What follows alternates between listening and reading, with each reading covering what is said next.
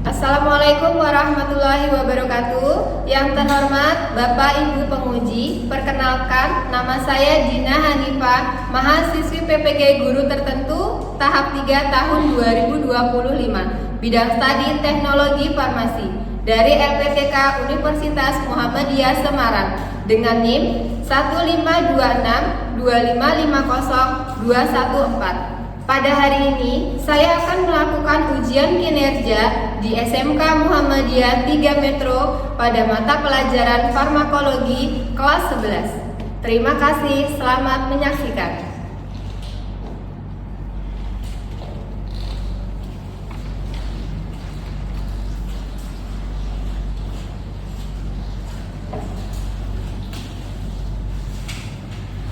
Oke, anak-anak, Ibu buka dulu ya. Sebelumnya, Assalamualaikum warahmatullahi wabarakatuh. Waalaikumsalam warahmatullahi wabarakatuh. Oke, apa kabarnya hari ini? Baik, Ibu. Oh ya, sudah sarapan? Sudah. Semuanya dalam keadaan sehat ya? Amin. Oke, sebelum kita memulai pelajaran hari ini, alangkah baiknya kita memulai dengan berdoa terlebih dahulu. Oke, silakan dia untuk memimpin doanya. Semua siap? Siap. Berdoa mulai.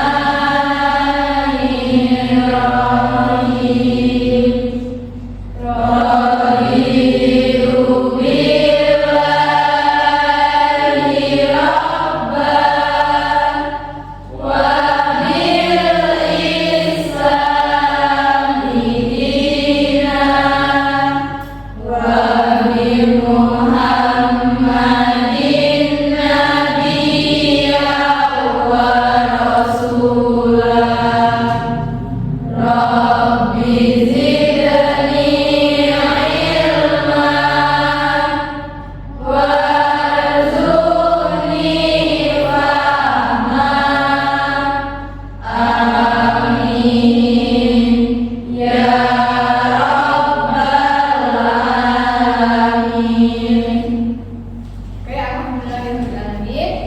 Kemudian sebelum kita mulai pelajaran, Ibu akan mengabsen kehadiran kalian dulu ya.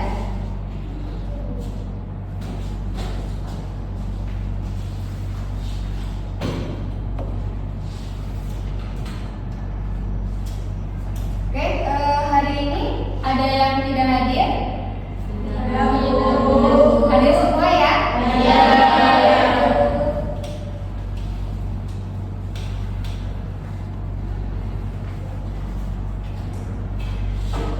Oke, anak-anak, sebelum kita memulai pelajaran ya, agar kita lebih bersemangat nanti dalam menerima ilmu, sebelum pelajaran Ibu ingin mengajak kalian untuk SD dulu.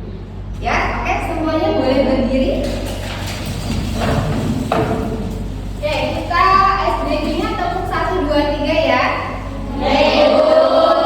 Satu kali yang tepuknya 1 kali, kalau 2 tepuknya 2 kali, kalau 3 berarti tepuknya 3 kali. Ya, bisa tepuk. Oke, sudah ready? Tepuk 1, tepuk 2, tepuk 3. Siapa tadi yang salah? Tadi udah gak fokus ya. Oke, kita ulangi lagi. Tepuk 1, tepuk 2, tepuk 3. Oke, tepuk tangan. Oke, hari ini boleh kan? Boleh silakan duduk. Oke, hari ini kita akan belajar ya tentang penyakit simptomatis dan kaum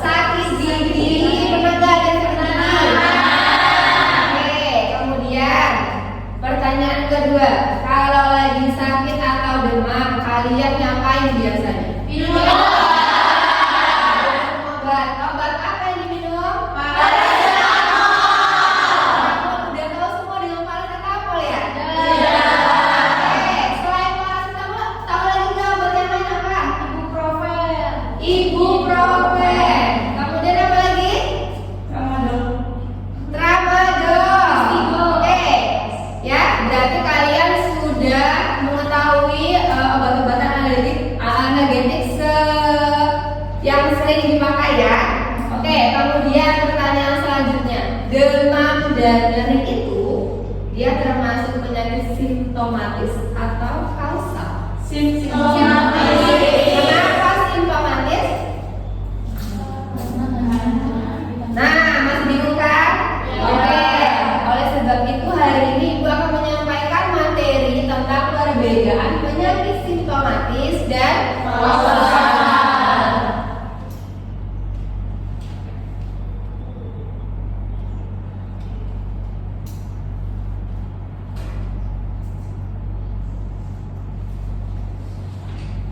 Oke, sebelum Ibu menyampaikan materi, Ibu akan menyampaikan tujuan pembelajaran terlebih dahulu. Oke, yang pertama ya, kenapa sih kita harus belajar penyakit simptomatis dan kausal? Ya, itu ada tujuannya. Yang pertama, menganalisis perbedaan penyakit simptomatis dan kausal dengan benar. Jadi harapannya kalian bisa membedakan mana yang penyakit simptomatis, mana yang penyakit kausal. Kemudian yang kedua, menerapkan pemilihan obat simptomatis berdasarkan gejala penyakit dan karakteristik pasien. Gitu ya? Oke.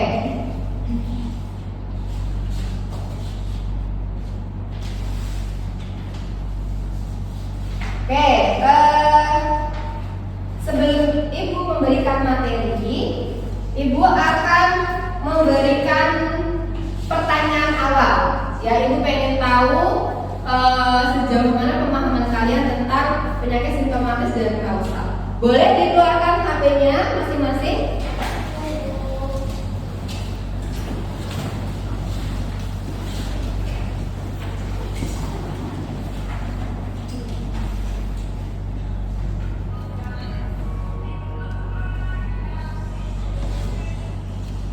Oke, sudah?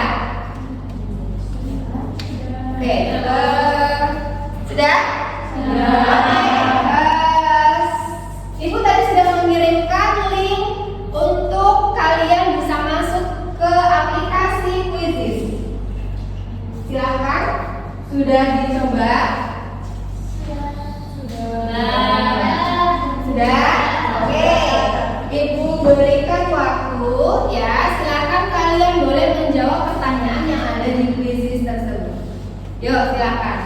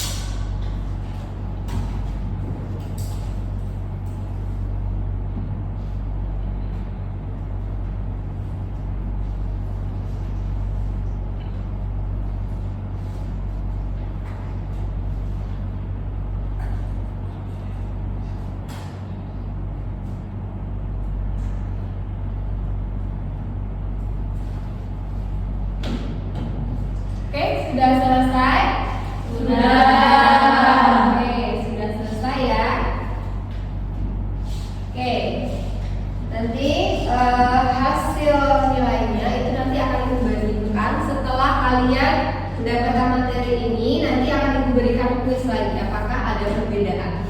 Gitu ya. Oke. Sebelumnya aku jelaskan dulu ya, pelajaran hari ini kita akan menganalisis ya. Kegiatannya nanti kita ada membaca, kemudian menghafal nama obat-obatan, kemudian nanti kalian akan bekerja secara berkelompok ya, mengerjakan tugas.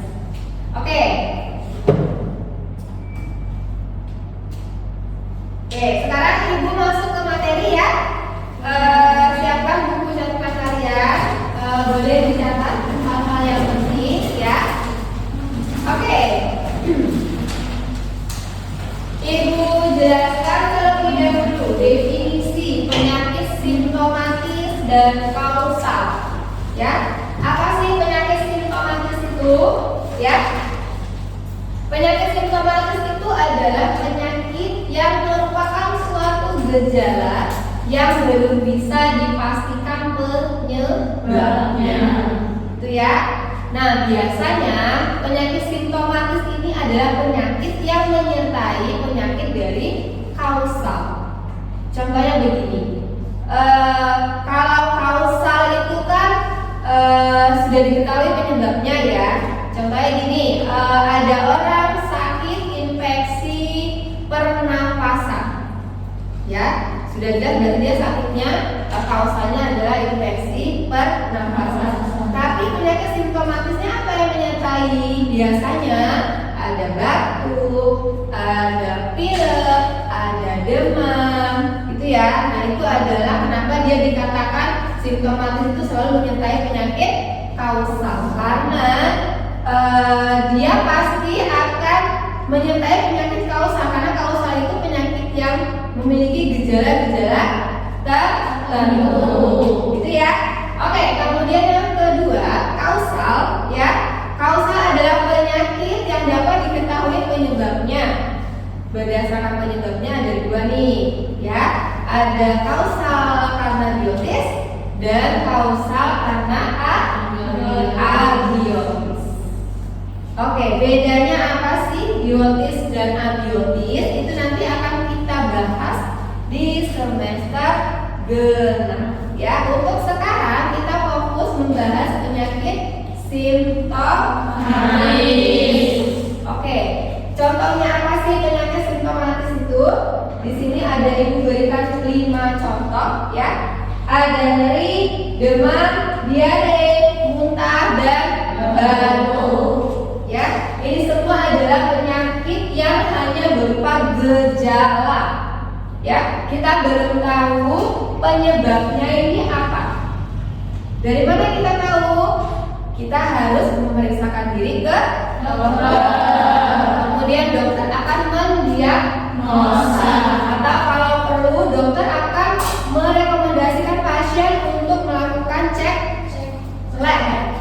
laboratorium untuk menegakkan diagnosa. Gitu ya. Oke, ada 5 penyakit. Khusus untuk hari ini kita akan membahas tentang nyeri dan demam. Oke, kita bahas dulu pengertiannya. Nyeri itu apa? Ya. Ada yang sudah tahu pengertian nyeri? Sudah tahu ya, karena kalian sudah baca dari slide dulu. Oke, bacakan.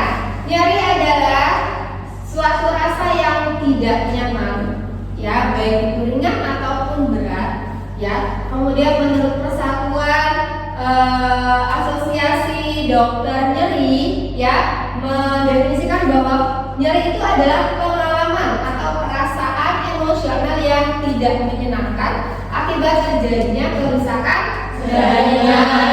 Nah, oke. Kemudian demam. Apa itu demam? Ya, demam itu adalah peningkatan suhu tubuh dari suhu tubuh normal ke suhu tubuh demam. Kenapa kok dia terjadi peningkatan? Karena patokan suhu di hipotalamus itu terganggu. Itu ya. Oke. Oke, ini adalah prostaglandin pathway. Ya, perjalanan pembentukan prostaglandin itu adalah senyawa yang nanti akan menimbulkan dua penyakit tadi, dua gejala tadi, yaitu nyeri dan demam. Oke, sekarang kita akan menyaksikan video tentang perjalanan pembentukan prostaglandin di tubuh.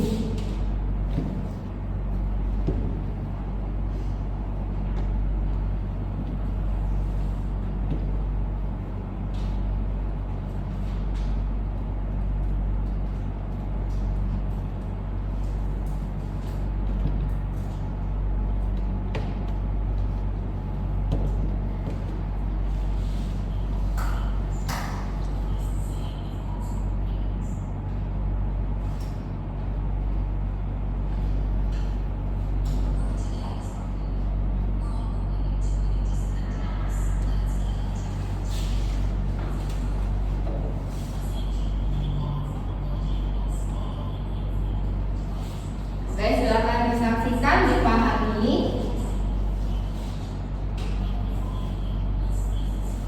Yang sebelah sini kelihatan?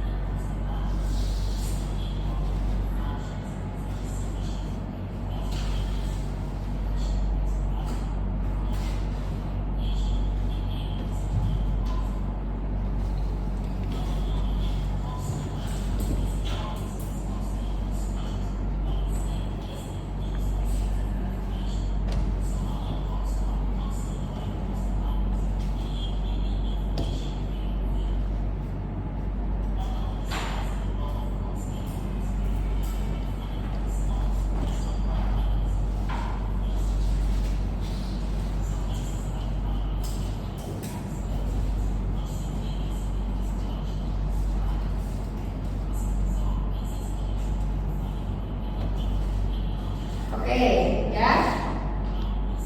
Sampai batas ini ya. Oke, ini adalah skema pembentukan prostaglandin. Masih bingung? Masih.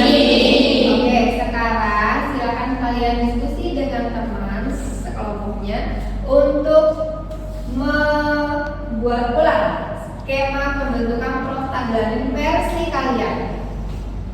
Oke, silakan diskusi.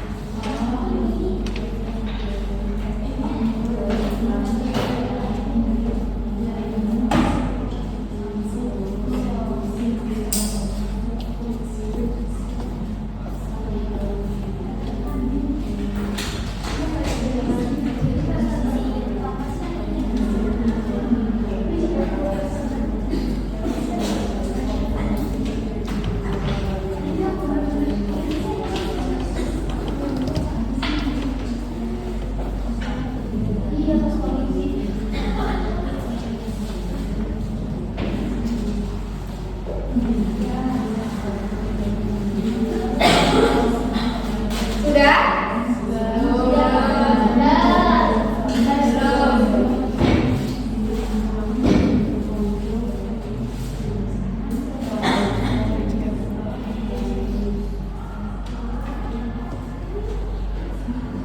Oke, jika sudah, silakan kalian bisa mengkoreksi hasil diskusi kalian dengan penjelasan yang Ibu berikan. Ya, oke, ya. Ini ada skema pembentukan prostaglandin. Sebentar, Ibu bukakan dulu.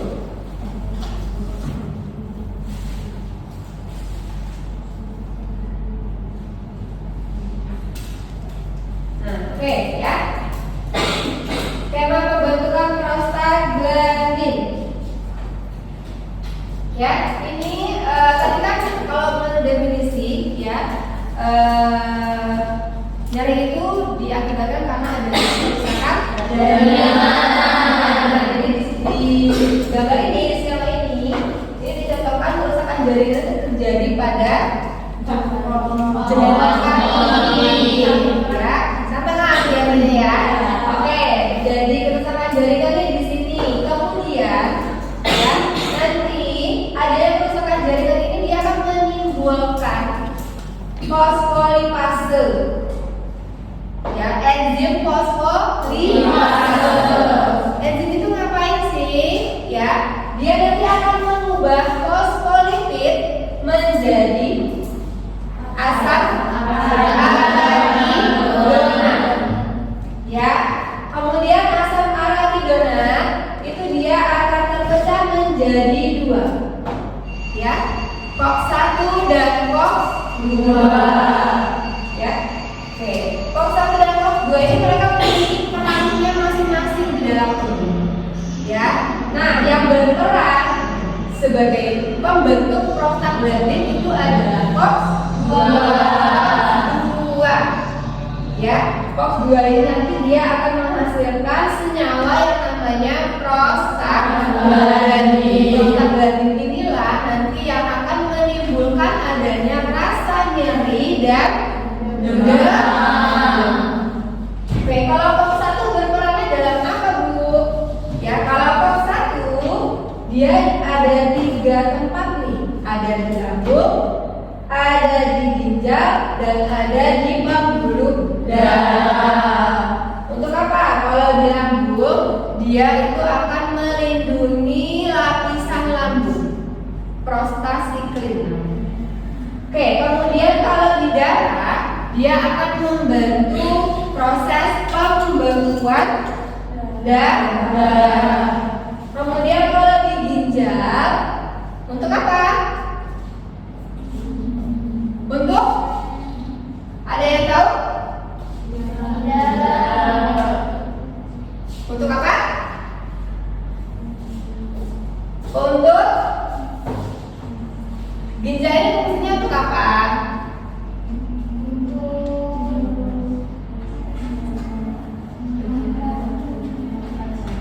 Untuk menetralkan atau membersihkan darah. Gitu ya? Oke.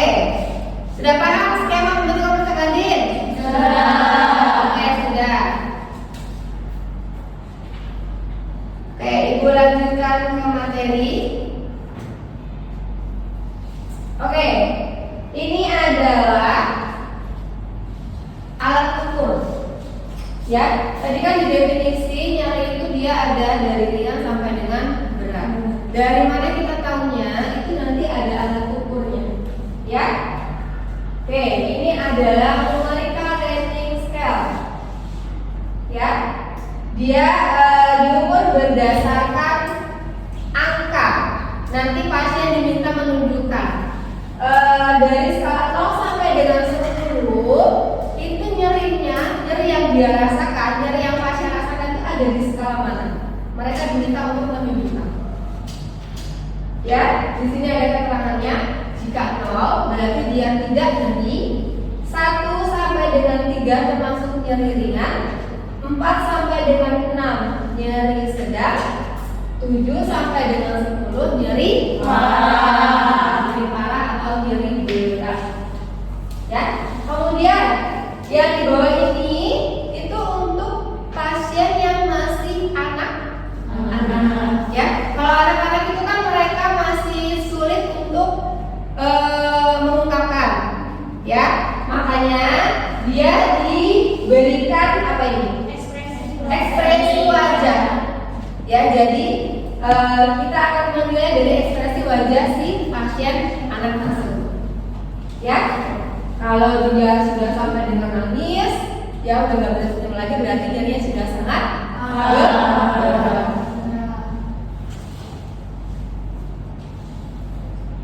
Oke, kemudian ini adalah lokasi tempat pengukuran suhu tubuh. Ya, kalian biasa kalau ukur suhu tubuh di mana? Di ketiak, paling umum di ketiak ya. Ada tempat lain? Selain di ketiak, ada yang biasanya ukur suhu tubuh di mana? Enggak, di mulut ya. Di mulut juga sudah umum ya. Oke, nah itu ada istilahnya. Kalau dia di mulut, pengukurannya itu namanya oral. Pengukuran oral. Kemudian kalau melalui ketiak itu namanya aksilan. Kemudian kalau melalui pantat, ya dubur, itu berarti melalui rektum atau rektal. Gitu ya. Oke. Nah, sekarang kita masuk ke pengobatannya. Ya. Ada analgetika dan antipiretika. Ya. Analgetika itu untuk menghilangkan rasa nyeri, antipiretika untuk menurunkan suhu tubuh. Ya. Analgetika itu dia nanti ada macam-macamnya lagi. Ya. Kemudian nanti antipiretika itu kalau kalian mempelajari lebih dalam, ternyata antipiretika itu adalah obat yang sama dengan analgetika. Jadi analgetika itu bisa juga berfungsi sebagai antipiretika. Ya, nanti kita akan belajar lebih dalam melalui pembelajaran kelompok yang nanti akan kita lakukan. Oke, ini kemudian adalah contoh analgetika. Ya, analgetika dua, narkotik dan non narkotik. Narkotik di situ ada alkaloid alam. Ya, ini alkaloid alam, ini adalah golongannya. Yang dalam kurung ini adalah contoh sediaan yang ada di pasar.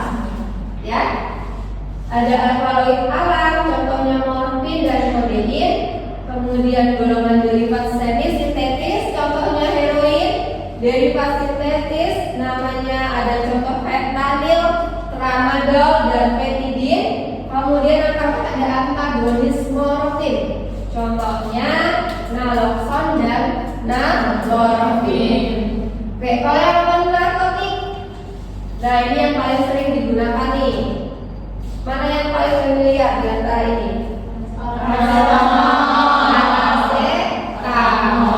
Ya, ternyata ada banyak nih yang non-narkotik selain paracetamol. Ada acetosal, phenylbutazol, asam mefenamate, dan juga ada golongan AINS. Ya, kalau AINS ini dia sebagai selain sebagai analgetik, dia juga bisa sebagai antipiretik, inflamasi. Ya.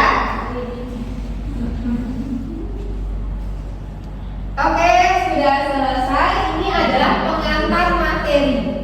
Ya, pembelajaran mendalamnya lagi, Ibu nanti akan memberikan kalian lembar kerja yang nanti akan dikerjakan secara berkelompok. Oke, akan Ibu bagikan ya.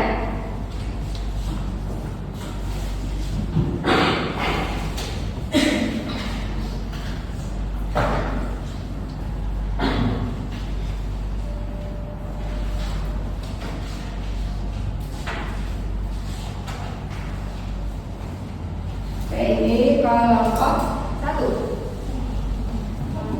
Betul? Oh, kelompok 4. Yang ini kelompok 3. Kelompok 3. Yang ini kelompok 4. Yang ini kelompok 1.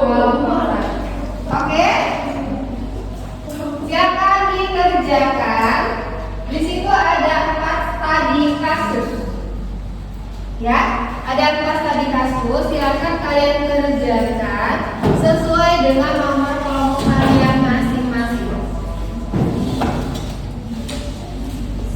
Oke, silakan didiskusikan. Bawa buku literaturnya ya.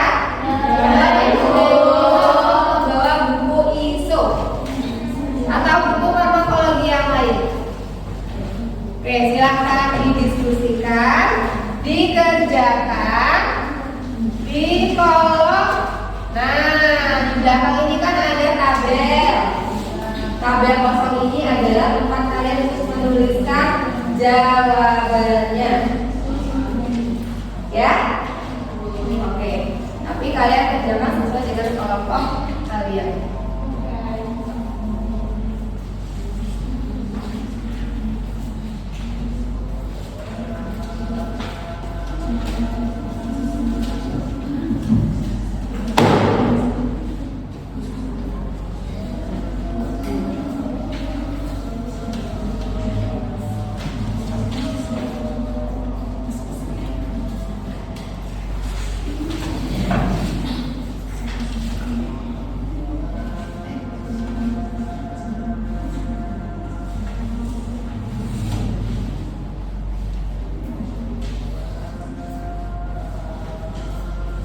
Didiskusikan ya. Jika ada kesulitan boleh angkat tangan atau ajukan pertanyaan.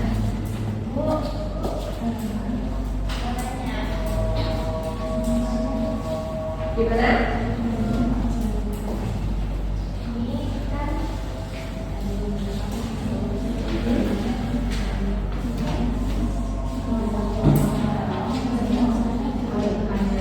Hanya sesuai dengan nomor kelompok kalian.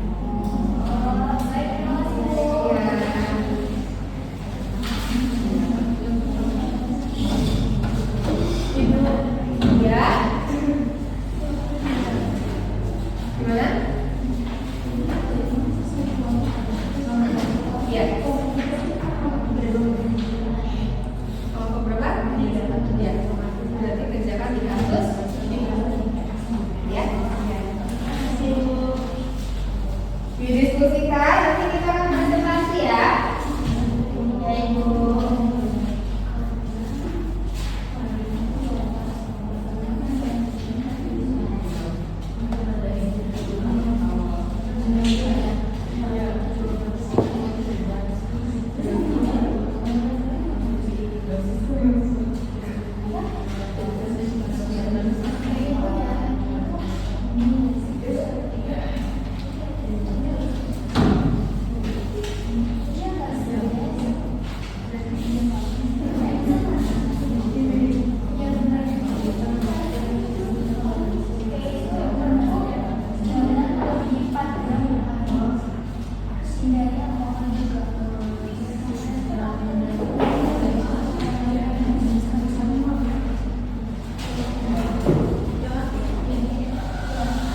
Oke, diskusinya tidak harus lama-lama. Nanti kalau sudah selesai menjawab, kalian bisa langsung presentasi sesuai dengan kelompoknya itu ya.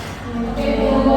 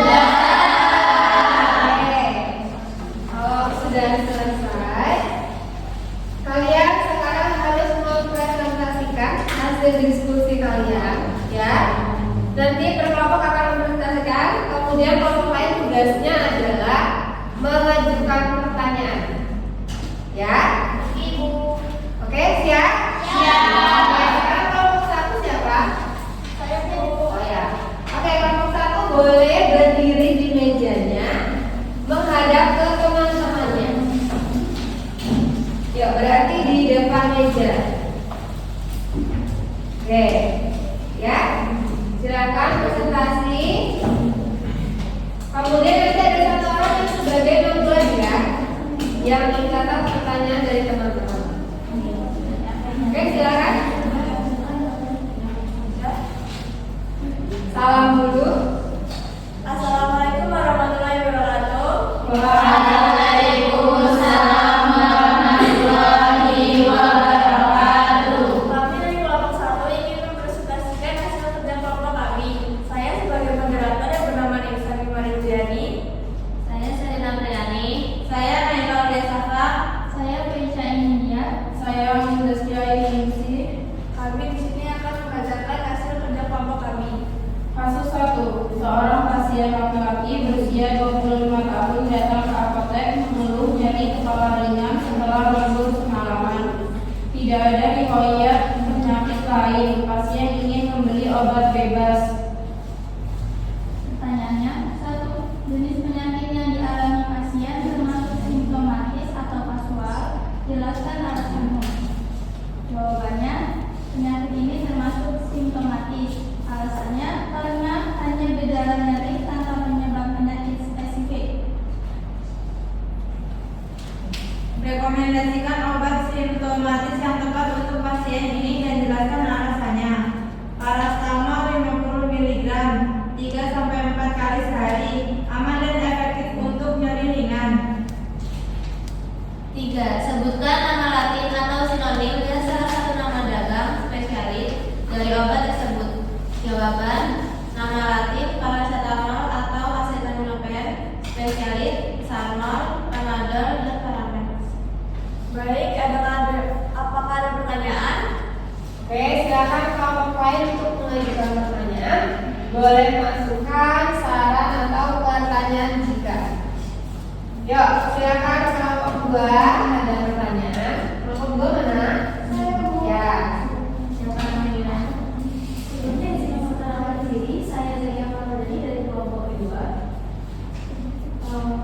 Jika ada pasien ingin efek lebih cepat, apakah paracetamol tetap dipakai atau ada obat lain? Baik, siap cukup. Terima kasih. Oke, sudah ada satu pertanyaannya. Ya, Ya, oke. Kelompok 3 mana? Silakan. Mau bertanya? Baik, izin bertanya. Jika pasien meminta obat, kombinasi seperti Paramek yang mengandung kafein apakah boleh diberikan? Siap, cukup. Terima kasih. Oke, itu pertanyaan dari kelompok 3. Selanjutnya kelompok 4.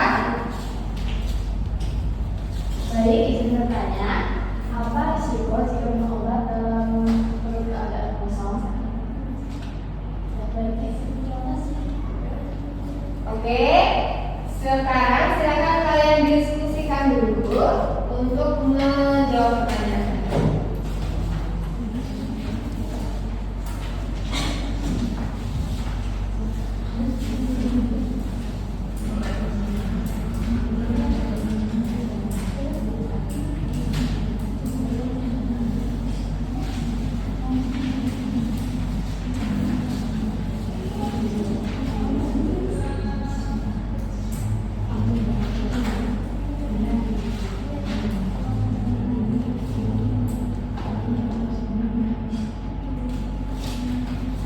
Oke, sudah.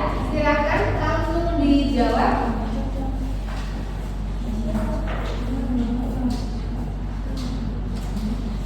Oke, diulangi pertanyaannya. Kemudian boleh langsung dijawab. Baik, saya akan menjawab pertanyaan dari Zakia, kelompok 2. Pertanyaannya, jika pasien ingin efek lebih cepat, apakah paracetamol tetap tepat? Jawabannya, ya, paracetamol bekerja 30-60 menit dan aman untuk kondisi ringan seperti ini. Apakah cukup? Cukup. Oke, pertanyaan selanjutnya.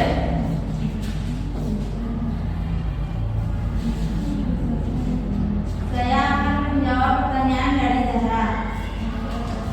Dari kelompok 3, segar. Jika pasien ingin efek lebih cepat, apakah paracetamol tetap tepat? Ya, paracetamol bekerja 30 sampai 60 menit dan aman untuk kondisi ringan seperti ini. Oke, berarti paracetamol itu obat yang paling cepat bekerja. Hanya dalam waktu 30 sampai 60 menit dia sudah memberikan efek ke pasien.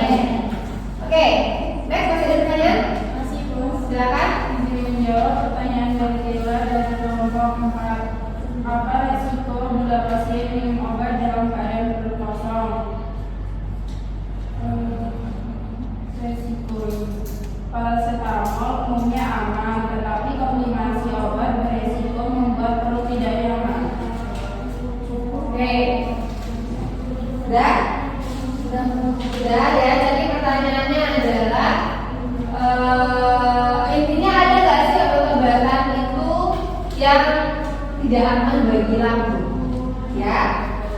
Sebenarnya analgetika itu ya dia kebanyakan sifatnya bersifat asam. Jadi dia bisa mengiritasi lambung ya, terutama yang tadi kelompok NSAID atau AINS ya. Itu dia sifatnya asam. Jadi kalau diberikan ke pasien yang memiliki penyakit lambung ya, itu sebaiknya diberikan setelah makan atau boleh diberikan tambahan obat lain untuk melindungi lambung ya. Tapi yang paling aman untuk lambung ya, yang dia tingkat mengiritasi lambungnya kecil itu adalah apa tadi?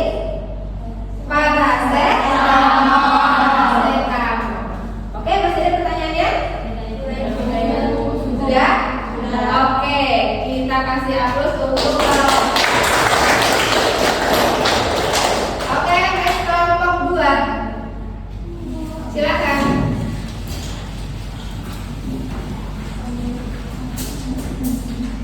Oke, menghadapi kesempatan.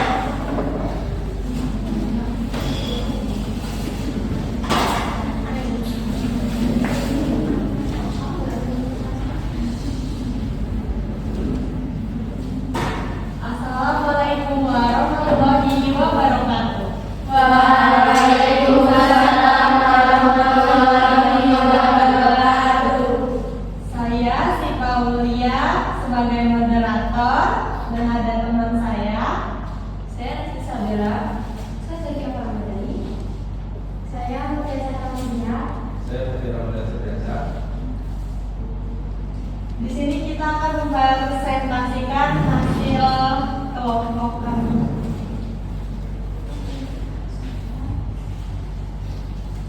Pasien anak usia 7 tahun mengalami demam tinggi setelah imunisasi. Pertanyaan 1. Obat apa yang sesuai untuk mengandung kandungan anak tersebut?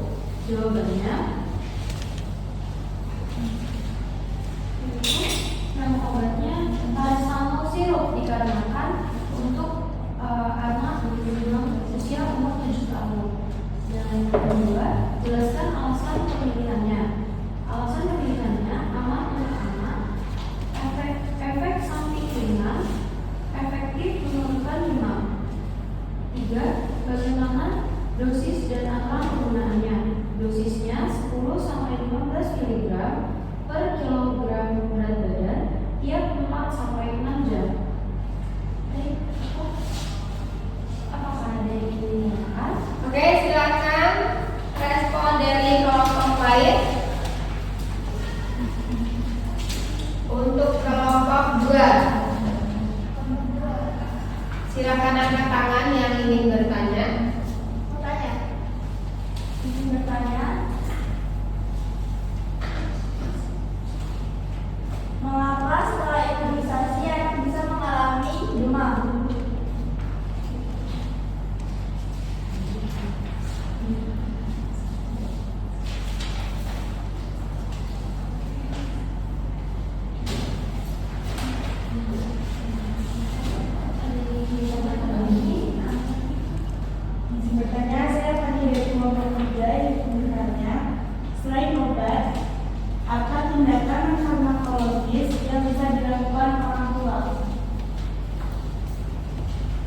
Terima kasih.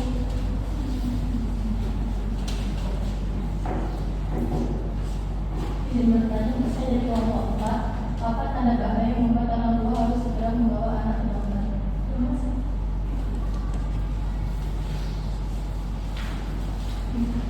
Oke, silakan langsung dijawab atau mau diskusi dulu? Diskusi dulu. Oke, silakan diskusi. Kasus nomor 2 itu tentang anak-anak yang terkena demam setelah imunisasi.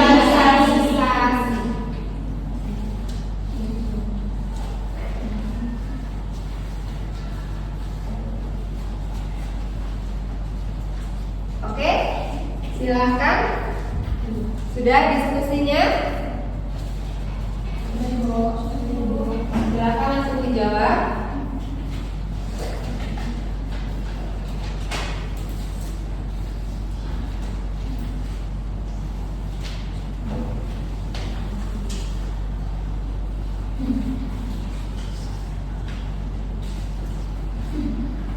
Baik, saya akan menjawab pertanyaannya.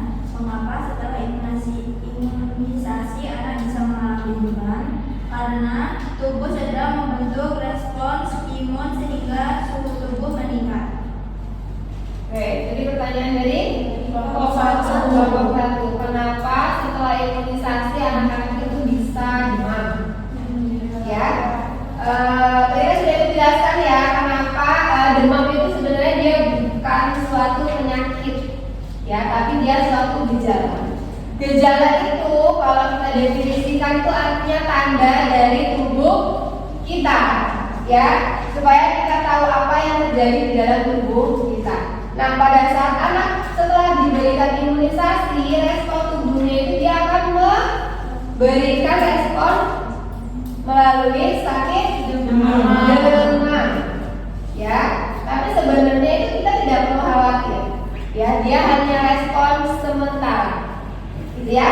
Oke, next pertanyaan selanjutnya. Dari kelompok 3, selain obat apa tindakan non-farmakologis yang bisa dilakukan orang tua? Jawabannya adalah kompres hangat, pakaian tipis dan beri minum lebih banyak. Oke, gimana kelompok 3 tadi yang bertanya ya? Gimana kelompok 3? Sudah? Oke ya, kenapa kelompok 3 ini bertanya tindakan apa sih selain obat? Sebelum kita memberikan obat kita harus ngapain, gitu ya. Oke, demam itu sebenarnya, apalagi kalau demam karena imunisasi, itu sebenarnya kita tidak perlu buru-buru minum obat. Kita lakukan dulu tata laksana non-farmakologi, artinya tidak menggunakan obat. Caranya dengan apa? Yang pertama tadi kata kelompok 2, mengompres, ya. Nah, mengompres ini yang benar pakai kompres air hangat atau air dingin? Air hangat atau dingin? Dingin atau panas? Ayo, kalau kita demam, ya, patokan suhu di hipotalamus itu meningkat. Berarti kita butuh respon suhu dingin. Dingin atau panas? Jangan panas ya. Kalau panas nanti kalian bisa lembur ya. Tapi air hangat. Jangan bolak-balik ya. Oke. Kemudian apa lagi? Terakhir, dari kelompok 4, saya izin menjawab dari kelompok 4. Apa tanda bahaya yang membuat orang tua harus segera membawa anak ke dokter? Jawabannya, demam 48 jam kerja, anak tampak sangat lemas atau sulit minum. Oke, tanda bahaya, ya. Tanda bahaya itu kapan kita bisa membawa anak itu ke dokter atau ke rumah sakit, ya. Tandanya apa? Kalau misalnya kalau demamnya itu sudah di atas 39 derajat Celcius. Kemudian demamnya disertai dengan kejang, sudah harus membawa anak ke dokter. Oke, next, masih ada pertanyaan? Sudah selesai. Oke, kita beri aplaus untuk sekarang kelompok 3, silakan.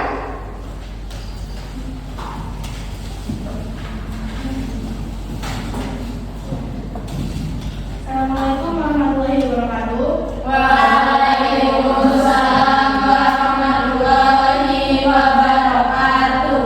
Kami dari kelompok 3 ingin mempresentasikan hasil diskusi kami. Dengan saya Pemimpin kita sebagai moderator dan dengan saya Saya Azhara Fairuza, saya Cita Tidak, saya Aulia Suryani. Seorang pasien perempuan berusia 68 tahun datang ke apotek dengan keluhan nyeri lutut karena osteoartritis. Pasien memiliki riwayat MA, ia biasanya menggunakan obat dari warung, tapi sering merasa berikan nyeri setelah minum obat tersebut. Pertanyaannya, 1. Jenis penyakitnya termasuk simptomatis atau kasual? Jelaskan. Jawaban. Kausal dan simptomatis, penyebabnya karena degeneratif, nyerinya ditangani secara paracetamol. Pertanyaan yang kedua, obat simptomatis apa yang paling aman direkomendasikan untuk pasien ini? Jawabannya, paracetamol adalah pilihan utama karena tidak mengambil asam lambung. Pertanyaan ketiga, jelaskan alasan farmakologis mengapa obat tersebut lebih aman bagi pasien dengan riwayat MA. Jawabannya, tidak menghambat di mukosa lambung seperti enzim, sehingga aman untuk pasien dengan MA. Ada yang ditanyakan?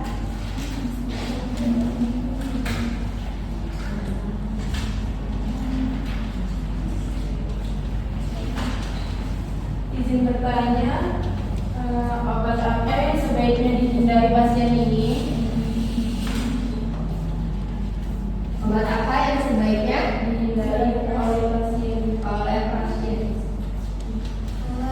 Izin bertanya, apa anjuran gaya hidup yang dapat membantu pasien mengurangi nyeri lutut? Siap. Yang Mas. Ya. Apakah ada lagi yang ingin ditanyakan?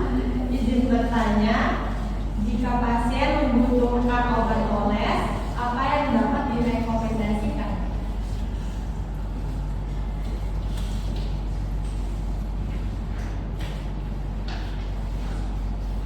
Oke, silakan didiskusikan. Kemudian boleh langsung dijawab.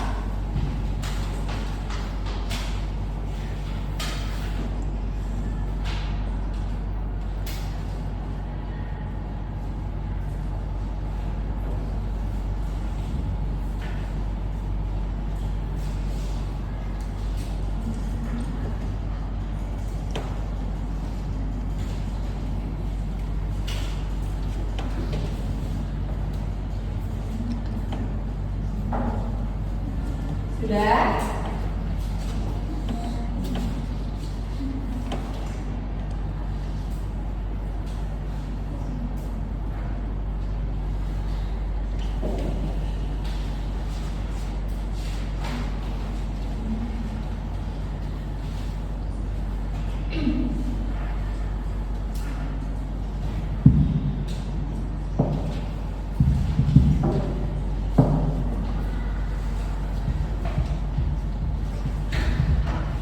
Sudah? Silakan boleh langsung dijawab.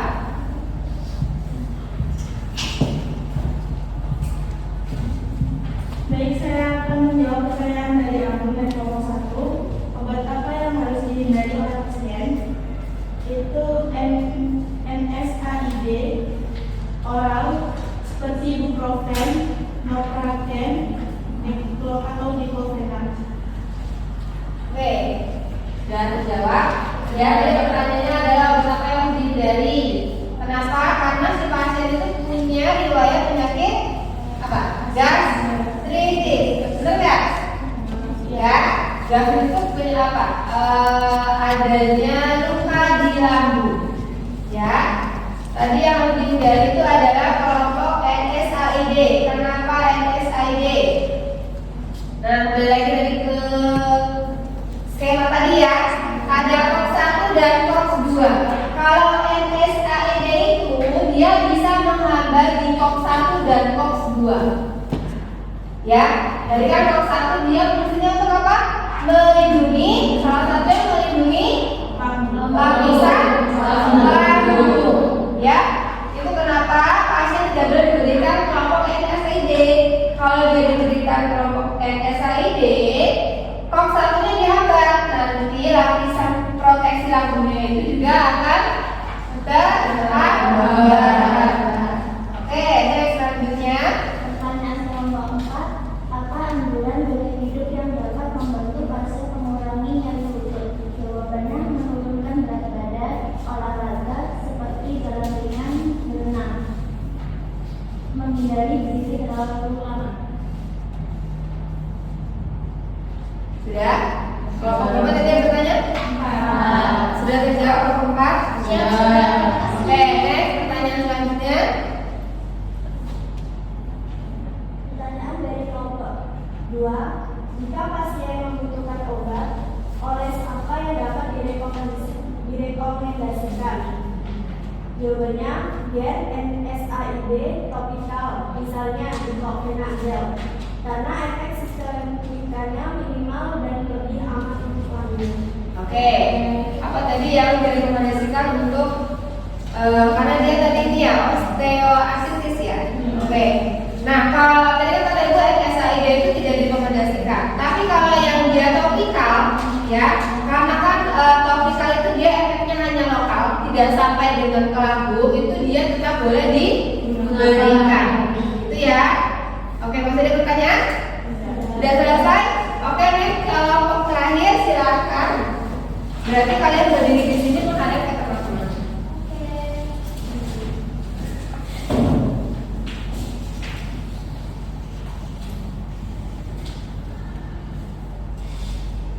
Assalamualaikum warahmatullahi wabarakatuh. Waalaikumsalam warahmatullahi wabarakatuh. Izinkan kami memperkenalkan diri. Saya Keila Ibnu Makalistasya sebagai moderator. Saya Aziza Firana. Saya Cece Putri. Saya bukan Rizkila. Kami di sini akan mempresentasikan hasil diskusi kami. Oke, boleh geser ke sini.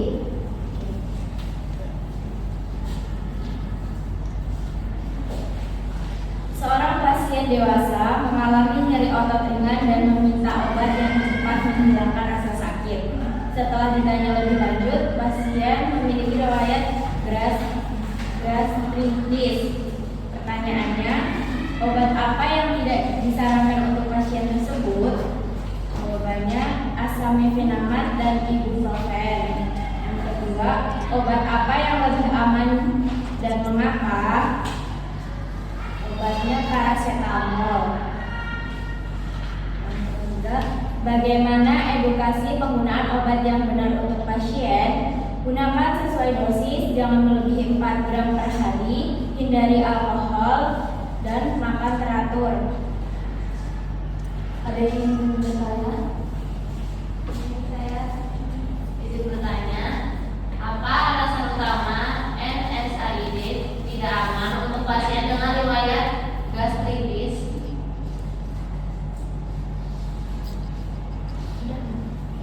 Sudah, next kelompok lain. Izin bertanya dari kelompok 2. Apa saja gejala gastritis yang harus diwaspadai sebelum memberikan obat?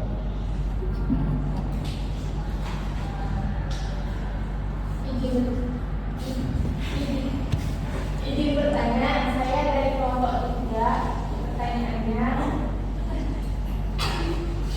jika pasien meminta obat gosok atau gel, apakah bisa diberikan? Sudah? Oke. Didiskusikan, kemudian bisa langsung dijawab.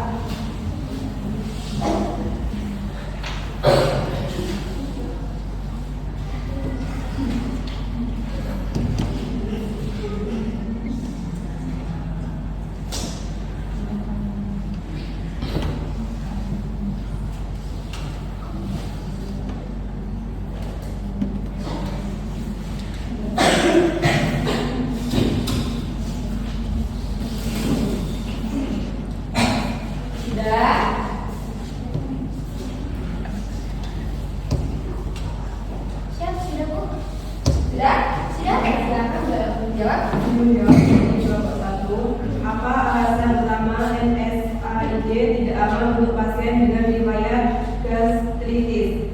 Jawabannya, karena NSAID menghambat produksi mukus pelindung lambung sehingga memperburuk iritasi.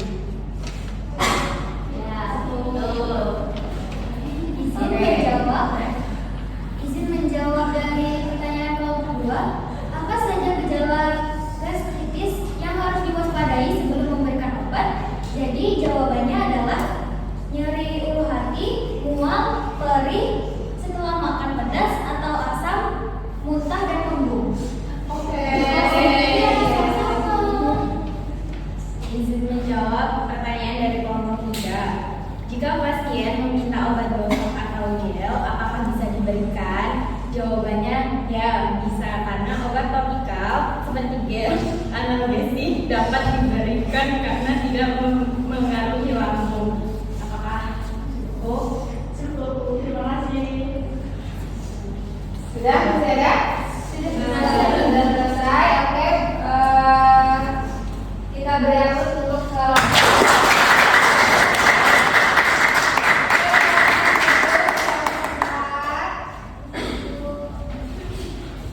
Oke ya, kita sudah belajar ya tentang studi kasus penyakit simptomatis ya. Tadi ada nyeri dan demam. Oke, kalian sudah belajar menganalisa studi kasus. Kemudian hal apa nih yang bisa kalian pelajari setelah mempelajari studi kasus ini? Mari kita merefleksi bareng-bareng. Apa? Ya? Dari saya sendiri jadi tahu apa itu penyakit simptomatis sama ini kasual. Oke.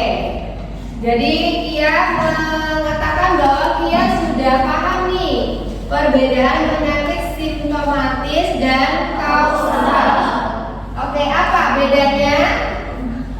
Kalau simptomatis ya, Fani? Simptomatis itu pengobatan bertujuan untuk menghilangkan gejala nyeri dan demam, sedangkan kausal pengobatan ditujukan mengatasi penyebab penyakit, infeksi, antibiotik, diabetes atau insulin. Oke, kalau simptomatis itu dia hanya menghilangkan gejalanya saja.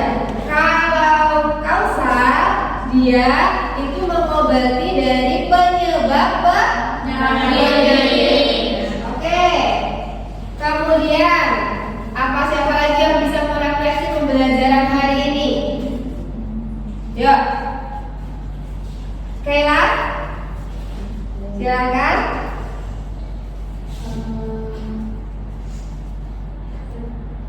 Yang saya pelajari, setiap pasien itu memiliki kondisi yang berbeda seperti usia, riwayat penyakit, alergi, dan obat yang sedang diminum. Pemilihan obat yang tepat mencegah efek samping, memastikan keamanan, dan meningkatkan efektivitas terapi. Oke, jadi si Kayla katanya lebih paham nih. Kalau kita mau merekomendasikan obat ke pasien, kita harus tahu dulu nih karakter dari pasien seperti apa.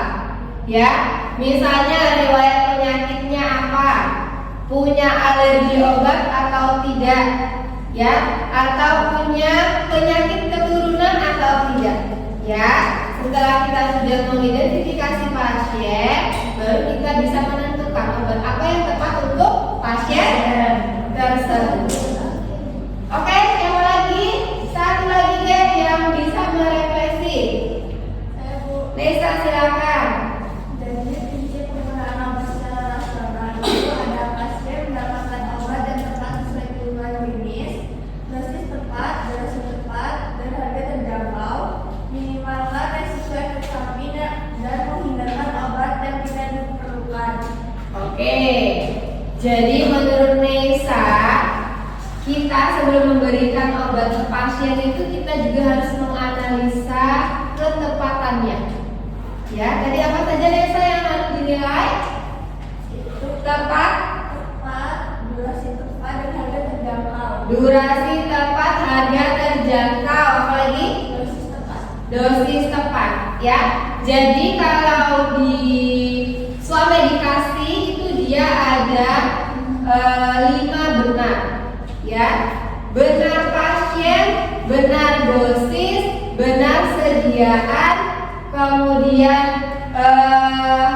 benar penyakit, kemudian terakhir benar aturan pakai. Itu ya. Oke, kita sudah selesai sama-sama merefleksi. Kemudian terakhir sebelum ibu tutup,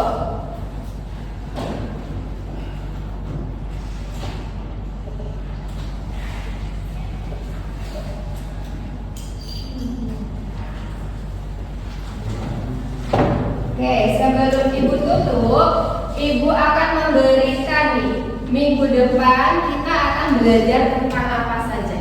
Ya, kita hari ini masih dengan penyakit simptomatis, tapi dengan materi yang lain. Kita akan belajar tentang penyakit diare dan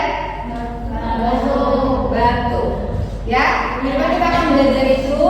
Jadi silakan persiapkan diri belajar di rumah. Kemudian boleh dibaca buku referensi tentang penyakit diare dan batuk. Minggu depan kita akan membahas tentang penyakit itu. Ya, oke, kita kasih hapus untuk kita semua. Sangat hebat belajarnya. Kemudian diskusi kelompoknya juga sudah kompak dan semoga pembelajaran hari ini bisa memberikan tambahan ilmu untuk kalian semua dan kita semua yang ada di sini. Oke, sebelum ibu tutup ya, ibu mengucapkan terima kasih atas partisipasi kalian hari ini. Kita ketemu lagi minggu depan ya. Oke, sebelum ibu tutup ada pertanyaan? Cukup? Oke, kalau gitu ibu tutup pertemuan hari ini, ibu akhiri. Wassalamualaikum